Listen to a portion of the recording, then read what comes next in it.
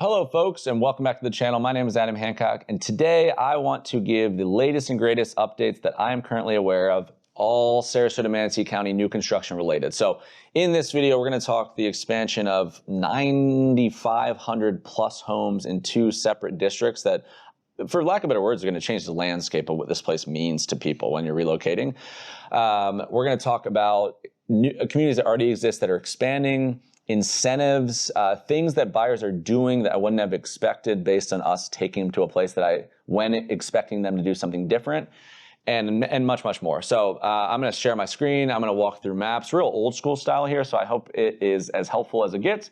Thank you guys very much for tuning in. If we have not met, again, my name is Adam Hancock. If I can assist you in any way in the Southwest Florida market, please do not hesitate to reach out, even for a conversation. And without further ado, let's hop in. All right, the first update I'd like to kick this video off with is the latest and greatest on Lakewood Ranch, Florida's Southeastern expansion. Whether you've been looking for like 5 years straight, just haven't found something that perfectly fits you, or you just got going in your search, this one's going to be, I think, a game changer, for lack of better words, to say the least. I think the most helpful thing, or at least the way I'd want to learn it, I'm going to kind of walk through this whole thing live on a map, well, live kind of, but in real time on a map. And because it's very important to know where it's going to be and then what it's going to be within that order, to understand the full gravity of what this is going to do to change the infrastructure, the home environment, everything in Sarasota. Hopping over to the map you see here on my screen is Lakewood Ranch, Florida's, they're like PDF printable map you can find on their website. They also have an interactive version too. This is the southern portion. I'm not going to show the whole thing, but just to get your bearings, we have Fruitville Road, here's your, here's all of Waterside, University Parkway, and then you have like Lakewood Ranch Boulevard, interstates over here. Lorraine, and then if you keep pushing it like up to the north west, you'd find like the high school and all that, Indigo, Mallory Park, and the northeast you'd find Esplanade, Azario, Park East, all that kind of stuff. So, and then Catalina and being pushed over that direction. So what is going to happen next that is incredibly interesting is right now Lakewood Ranch is built in a bunch of cross streets. Most of Sarasota is. You can't take the interstate to get to the beach. It's very important to understand because it changes how everything lives. It changes the whole meaning of the town. What you have to do is you have to cut over from east to west to get to the beach. And if you're north of downtown, that main corridor is called Fruitville Road. That's what's down here. So if you go that direction, then you're going to cut over to downtown Sarasota, Lido Beach, etc. But you have to get there some way. And if you're anywhere in Lakewood Ranch, one way to get there is shoot down from I-75, the main interstate system there. If you're also in a certain neighborhood, you could come down Lakewood Ranch Boulevard, which you see here. Then you have Lorraine Road. You kind of get the point. And then it just kind of falls off literally and figuratively of the map. Well, this is what's going to happen next. It's no longer going to fall off, and it's going to do something really, really interesting to change the gravity of what any of this means. Let me grab my little pen here and we will start with this. So Bourneside Road is the parallel road to Lorraine and Lakewood Ranch Boulevard. Before, if you lived in like I lived in the Isles, if you lived in Lake Club, you had to get on University, go over to another one and then go down. Lorraine Road, before that was like a big thing, you had to go all the way over to Lakewood Ranch Boulevard. It made living east way more clunky than living west. So what's going to happen is Bourneside is no longer going to stop. It's going to kind of squaggle its way, I think that's a word, over around the kind of offshoot community of Monterey right now. Like, it's almost laughable how Monterey looks like it's disconnected from the map. It's actually not that far. This is going to change completely the meaning of Monterey because of what's going to be built around it. So this is Bourneside Road. It's going to connect kind of like this, which is going to give, if you lived over here, you don't need to go over anymore. You can come down. Well, they're not just doing that. So let me change my color. They are going to build on 4,100 acres, kind of looks like a boot. So it's going to go over here and then go down. This will be your connection point to go what will be kind of a square down there. And then it'll kind of start somewhere in here. I forgot exactly where it starts, but it kind of shapes like this, loops back around, does its thing, and eventually gets like around here. So in that little square, you're going to see 4,100 acres, 5,000 planned residential units. Not randomly, not in one big neighborhood, across 7 new villages. This is how all of this comes to play. This is exactly how Waterside comes to play. So take 7 villages on 4,100 acres at 5,000 homes. Well, right now, you have Neal Communities and Neal Signature that are announced going to be in here. I heard that Neal owns at least 1,000 of those 5,000 lots already. I don't know how exactly they're going to split Neal versus Neal Signature, but we've seen this many times. What is windward to the alcove? Indigo, Grand Park. And we've seen this over and over and over. Waterbury Park. Like we've seen Neil do these signature boutique brands next to main family-centric, like a broad appeal communities.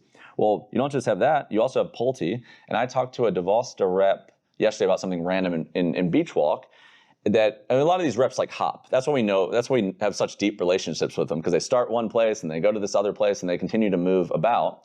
So they have a lot of information about what is potentially going to happen next. They told me they own at least 1,000 lots as well, right there. So you have at least 2,000 plus lots accounted for of the 5. And then we've seen this with Pulte again, right? We've seen Shoreview down here. We've seen Abati down here, both Pulte, different styles. We've seen Sapphire Point up north. So potentially you'll see another like kind of double angle of appealing to straight empty nesters, investors, families, and young professionals alike, all within that little play. Also, we have a Taylor Morrison announcement as well. So you're probably going to see, I would guess, I wouldn't be surprised if you saw like an Esplanade brand next to another brand. So what is Northeast Lakewood Ranch has, I know we're getting in the weeds here, but I think this is helpful, hopefully. What is Esplanade Azario to Park East?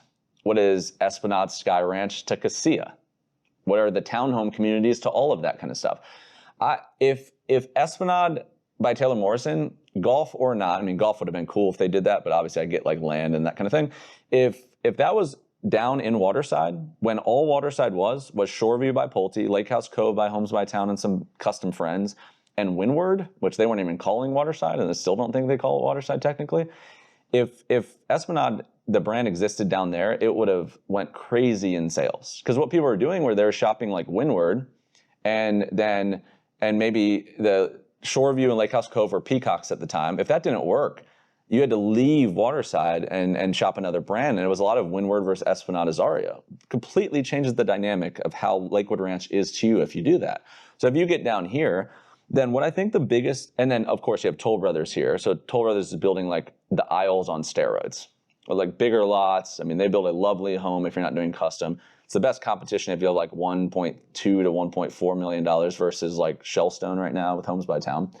But if you have like 750K, even like 650K to like 1.1, and you don't want to ever cross to like a 1.3, 1.4, this satiates that need in a way that hasn't really been satiated yet, because this area doesn't really have that. So this made you basically say that the above State Road 70 part of Lakewood Ranch was the area that you had to go for that, because all of the original bougie communities are right up here, because this is all Lakewood Ranch was. Like imagine if you had none of this built, then this was the lower attractive part. This was the sexy Waterside before you knew Waterside was even coming. And that was the Lake Club. And the Isles had a little presence in there. Monarch Acres, incredibly boutique. Waterbury Park's new but boutique. Country Club West and East dominated all of this. Then you had like River Club. And so people either went lower or they went way up. No in between.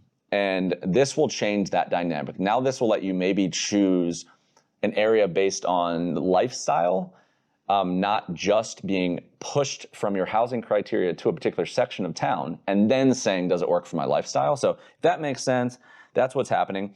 A couple onesie twosies in addition to that. There's going to be a 40-acre community park in that as well, not just 7 villages, 2-acre fire station, and there'll probably be a good mix of conservation, walking trails, green space. What Lakewood Ranch really prides itself that like at least 40% of the land at any given time is set aside for those kind of things in order to do this kind of thing. Most of the zoning has been approved except for 548 acres of the 4,100, which is about 910 of the 5,000 homes. They're going to do multifamily in there and attainable housing as well, whatever that means to you. A lot of the hang up thus far has been just local residents, all the kind of overdevelopment or super development stuff. It's interesting. I was reading what obviously the master developer is very incentivized to say anything that benefits the project, granted, biased. But his take on people are moving to Sarasota whether you like it or not, I think is very apt. I think if you don't prepare the roads and all this kind of stuff because you want to maintain the integrity of how lovely Sarasota was if you moved here 20 years ago, if people move anyway, and their dream is to move anyway, if you don't get ready for it, it's going to be worse than if you built way more homes around Mayaca property that people valued that no one was around them. So I mean, I can see a lot of validity in that. That is 100% what's happening. You can't stop net migration. They're going to come and they're going to buy something. So you might as well try to prepare in advance. And that's kind of what his take was on it. But what you're going to see first is you're going to see this Bourneside Road come down. They're going to try to do the road infrastructure first, so you don't end up in some real cluster, and it's already getting a little bit more minutia based in the area. University Parkway, which is this one, which is going to be one of the main crossovers. It's like the level of a Fruitville crossover. They're going to make it 4 lanes in a certain part of it to add to the lack of traffic. And then they're going to do a lot of roundabouts for traffic control. That's what they've been doing in town a ton. We saw that down by the quay off of US 41 down by downtown. And they're doing a lot of roundabouts instead of stoplights, figuring that it's going to control traffic with the slowdowns, but it's not going to stop it as much as a full 4 stoplight system would. Let me show you how that affects the town. Okay, so it's easy to say, yeah, that's cool on a zoomed in map or whatever, but if you're not from here, so Monterey, right here, where that sits on a map is right here.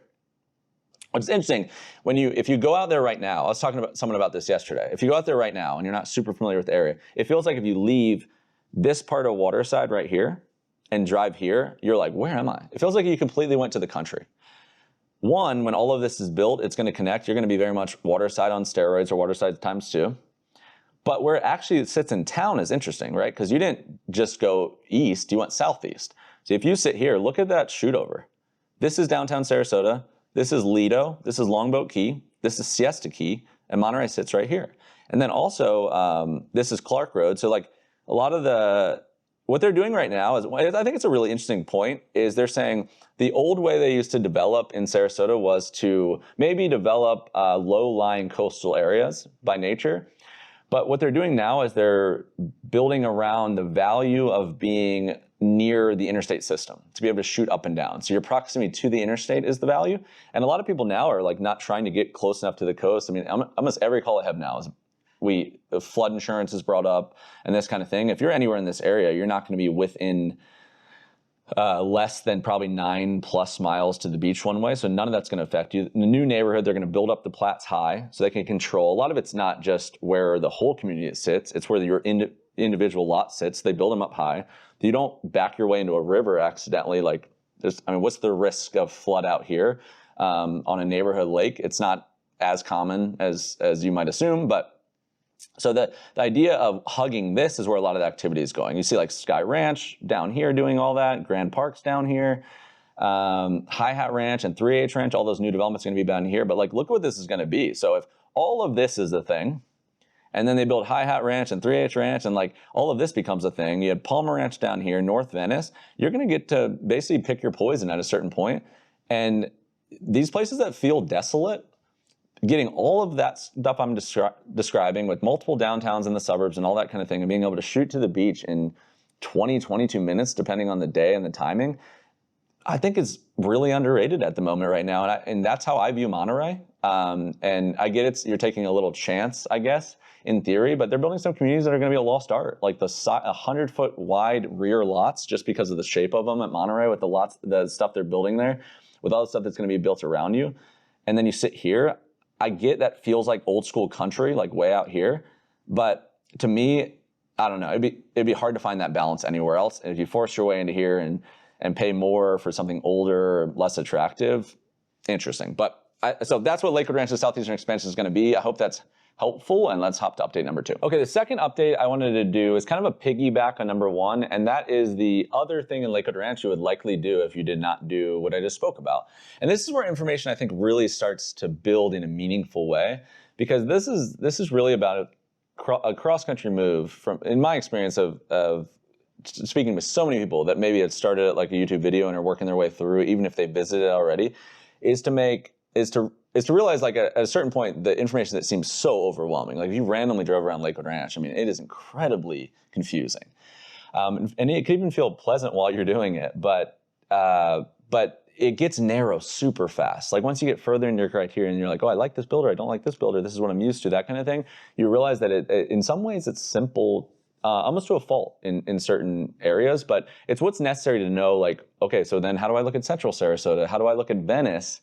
Even if you weren't originally considering them. So Lakewood Ranch is a great talking head for that argument. So I'm gonna hop to the map one more time, and being so in depth in my first point will help with the second point being a lot briefer. So this is, again, reset here. We're back looking at that lower part at Lakewood Ranch. So this is all new, and you can say like, okay, so what if that doesn't work, or I just want to know something else, or I have a 4th grade girl that needs to go to school. And the one thing to know about this area, it's in Sarasota County. Everything below University Parkway is in Sarasota. Everything above is in Manatee. So you have school choice, you have private, you have public charter, all these kind of things. But most people are looking for a natural public school that they don't have to try to force their way into. And the infrastructure down here is not quite built.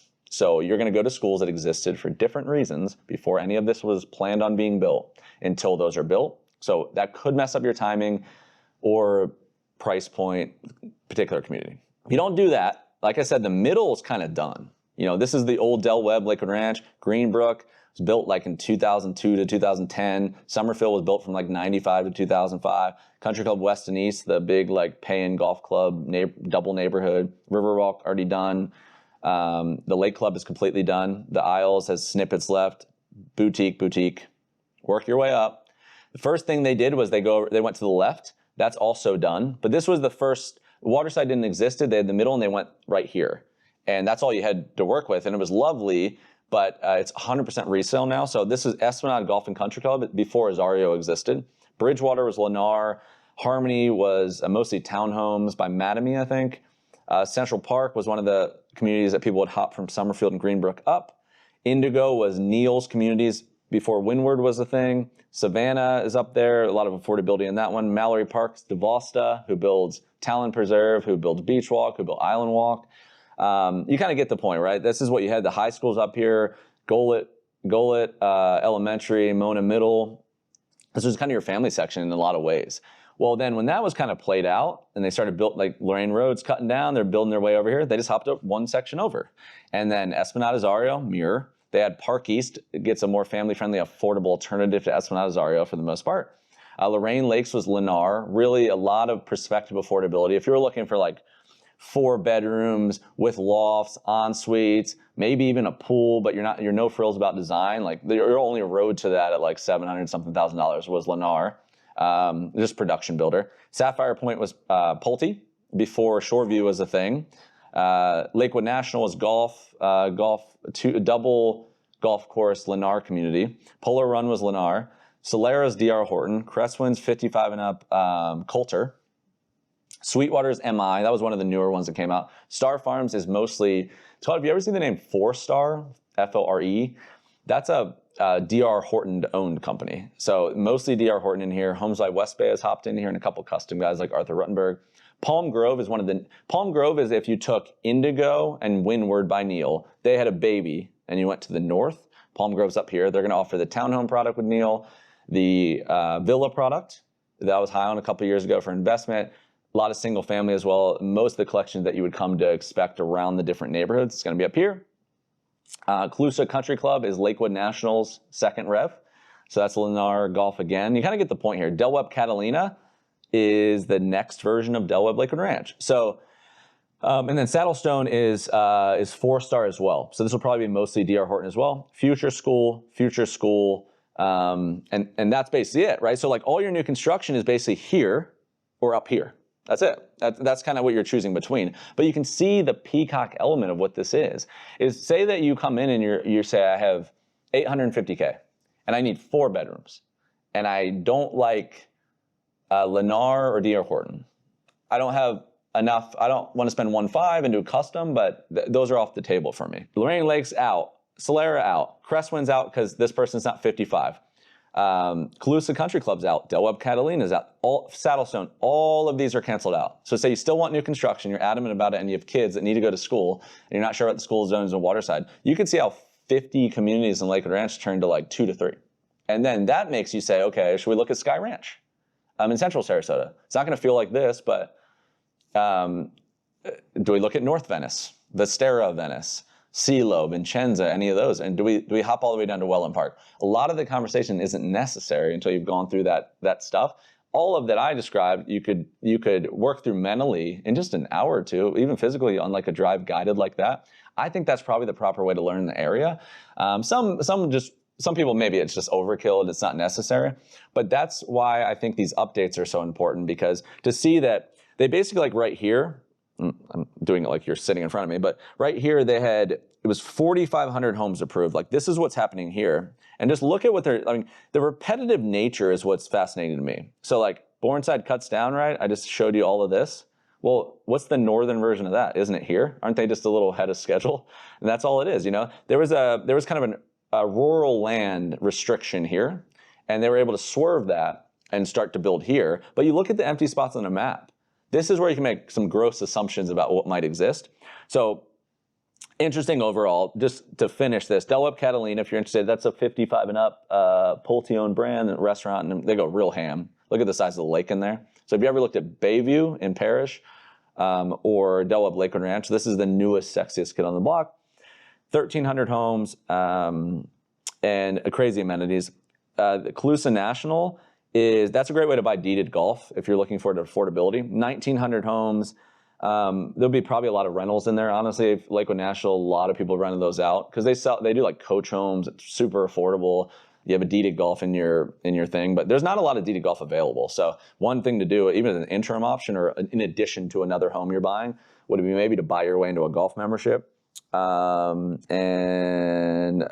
Saddlestone, the new D.R. Horton, is supposed to be 1,300 homes as well. Be interesting to see how they connect to why would you do Saddlestone if you already have Star Farms or D.R. Horton, but that's all I can think of on that one at the moment. But I think those two would make you dangerous on Lakewood Ranch in totality right now in 2025. So there's that. All right, we'll finish off with just a few onesie-twosies so we don't have to go as in-depth for the balance of the video.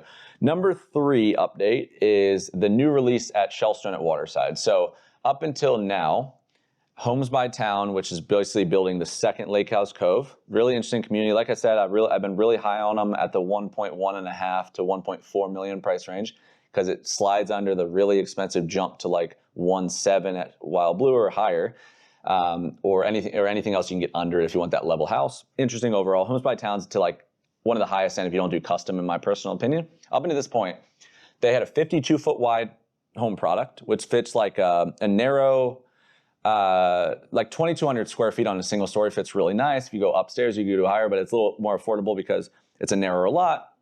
They jumped to a 65-foot wide. This is where you'll find the 2,600 to 3,800 square feet well appointed. This is how you get to like the outrigger, or one of my favorites is called the Tideland. The bottom story of the Tideland is called the Islander. And where if you do have like 1.2, 1.3, spec'd out, pool, everything really, really nice. And then they had villas, which satiated a different price point. So let's say the 52-foot started at $680, and the next series, the 65-foot, the Catamaran series, started at $880 as a base price, right? And you got to add probably 12, 15% non-pool on top of that, plus a lot. That's how you get to 1.1 if you start at 880. And then villas were starting in the low fives, basically, but they're attached. Well, they announced a 45-foot series, which starts at $599. They're heavily, I mean, the thing that I was kind of talking about with people was about $45,000 to design, $7,000 worth of closing costs, and the base plan of the mooring, which is the smallest one in the 45-foot series, starts at $599. It's a 2-bedroom den, 2-bath, 2-car garage situation. Within this series, they're going to have 3. They're going to have 1,800 square feet, almost 2,000 square feet, and a mid-sevens, 1,700 square feet. 2 of the plans are 2-bedroom plus den. You can always enclose it. Third plan is a natural 3-bedroom with a den. They all have a 2-car garage. They're all single story. And the base prices, they don't differ that much. So if you're going to spend $599 on the mooring, you can look at the Regatta and spend $619 and get a 200 square feet bigger. I've always liked the way Homes by Town builds smaller homes. They're elegant, and they're really coastal. They're cool looking, basically, and they fit Waterside well.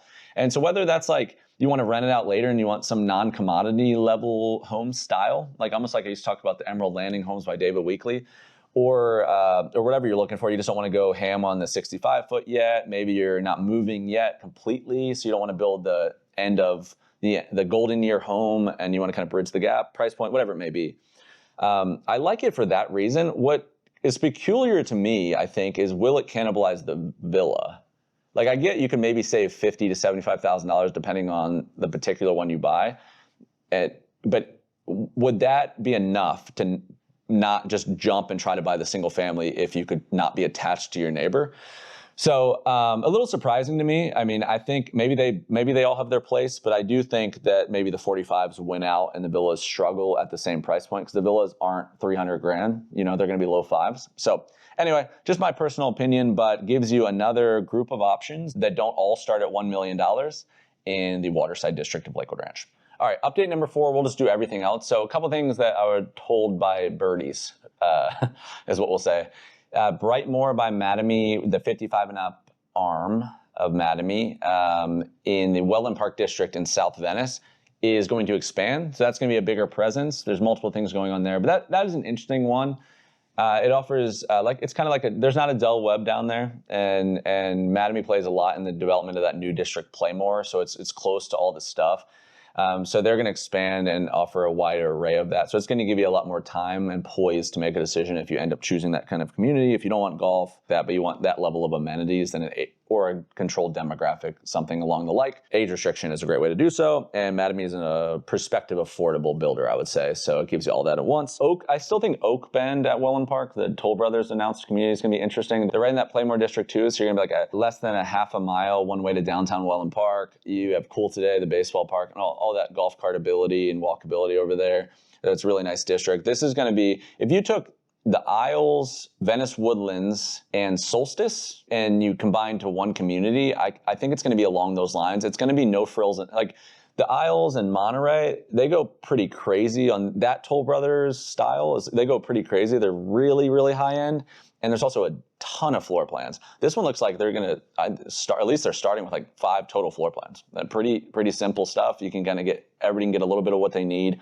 It was similar to what Solstice did. It's still Toll Brothers, just different, and offers a little bit more affordability, which maybe fits Wellen Park's nature a little bit more. But you're going to bocce ball, tennis. There's some nice normal amenities. There's like a little fishing dock, pond, and they did that in the Isles. So they don't go crazy with that kind of thing, but also this one's going to have a price point that kind of matches that style. So if you wanted to be in that district, and before you were looking at, this is probably the biggest point, you were looking at Neal Communities with their 2 communities in there. Sam Rogers is doing a niche custom development called Grand Place with no amenities.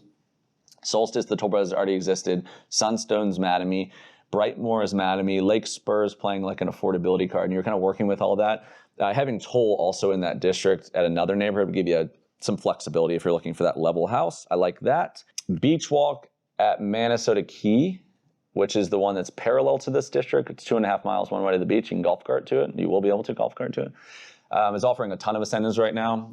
We just did a couple, I had 2 buyers that moved forward yesterday, and they bought side-by-side lots, and they were able to, I felt like, really achieve a great price on what the model was and get what they wanted, which makes the Beachwalk thing matter maybe even more as time goes on. So that's something to look at. I still like Palmera. I've been beating the Palmera drum mostly about homes by town right now. I mean, the juxtaposition of what homes by town the same home is in Palmera versus Shellstone is really interesting to see how the builder views Lakewood Ranch versus Venice. In the past, like I wouldn't say MI has been my favorite floor plans like across the board. They have some really nice like Jubilee and some nice flagship floor plans I've enjoyed, but then as they go lower and different, they haven't been my favorite necessarily versus other stuff I've seen. But almost everyone that we've brought in to see the outrigger, some of these really, really nice blow you away models by Homes by Town in that community, they've been really in a compelling way, like trying to decide, should I do MI? Like everybody's kind of like the MI homes. Even I would say even maybe a little bit more than the ICI, which is supposed to be a higher end option to it. So that's one thing to consider. I think on average you might save like $150,000 if you did the same size house with MI within Palmera versus Homes by Town. At least it gives you a choice of saying like, what do I value? And maybe even some negotiating power along the way. So timing aside, I think that'll probably cover this particular video. I don't want to get too hairy here. So I hope you enjoyed my take, and give me a minute. I'll give you some other ways to connect next. All right, folks, that is a wrap for today's version of the Florida Relocation Guide on YouTube. I really hope you enjoyed it. If you did, please consider subscribing to this channel here. Just the best way to see what we're putting out next. I have a lot planned for the balance of the year, and that is the best way to know what is happening. If we have not met, my name is Adam Hancock. If you're enjoying this kind of content and I can assist you in any way, please don't hesitate to reach out. You know, a phone conversation goes a real long way. I mean, pretty much every call that I do is about taking this evergreen stuff and customizing it to your own situation, but you can just patter us with questions of like, I'm looking at these communities. I mean, most people that are calling us, like, they know probably more than every local realtor that I would talk to in town here. I mean, just deep researching particular topics. So, but you can add a lot of insight there, right? Of like, what does this mean? Like, what are the schools going to be? Am I thinking about this right? That kind of thing. So I'll put my contact information here. I own a brokerage called the Sunshine State Company, full-scale residential real estate brokerage. It's very much on the back of this kind of methodology. So I think you will experience that if you reach out to us, that this isn't me randomly doing YouTube and then throwing things over a wall. Straight shot. So it's very seamless. There's that. And then the website also has a hub of like random information. So I need to get better about like the blogging stuff, but we will get a lot more written word that surrounds the video, and that should help because I know I'd probably start at like bullet point blogs myself before I maybe go to long form video. I think the video is, you could appreciate more once you got dangerous, like trying to figure out where you even want to be. So I need to add that element. So we're going to do more of that. You'll see that on the website. We also have free relocation guides, real nice high level views. You can download them. You can print them out if you want to do on a PDF, but we have Bradenton on there, Lakewood Ranch, Sarasota. I did one that's best places in the state categorical. So like beyond just our Southwest Florida area here, but like for families, for prospective affordability, stuff like that. I'm going to add to that. And then one of the absolute best things, in my personal opinion, it's my product, but is our 30-day email list. I send one email every 30 days. That's it, unless we're obviously in direct communication. But it's just a manifesto. So there's things here that even this one like is very timing based, but I have to assume that maybe someone finds it in 4 months from now too. The email list I do not. So I am very much talking in a 30-day loop. It is not only a summary of everything I've been working on throughout the month, it is in a bullet point format, no pictures. It is a straight kind of stream of consciousness, good or bad from my mind. But I add the latest projects, any new incentives I'm aware of, anything like that. So you could reach out and say, can I see the last version to even know if I want to join it if you're not on it now? But yeah, I'd recommend that as well. That is also on the website. And all of this is in the description box below. So you can click directly to that link and just kind of swap you for a form real quick. But thank you guys so much for consuming any of my content. Always appreciate it. We'll see you on the next one.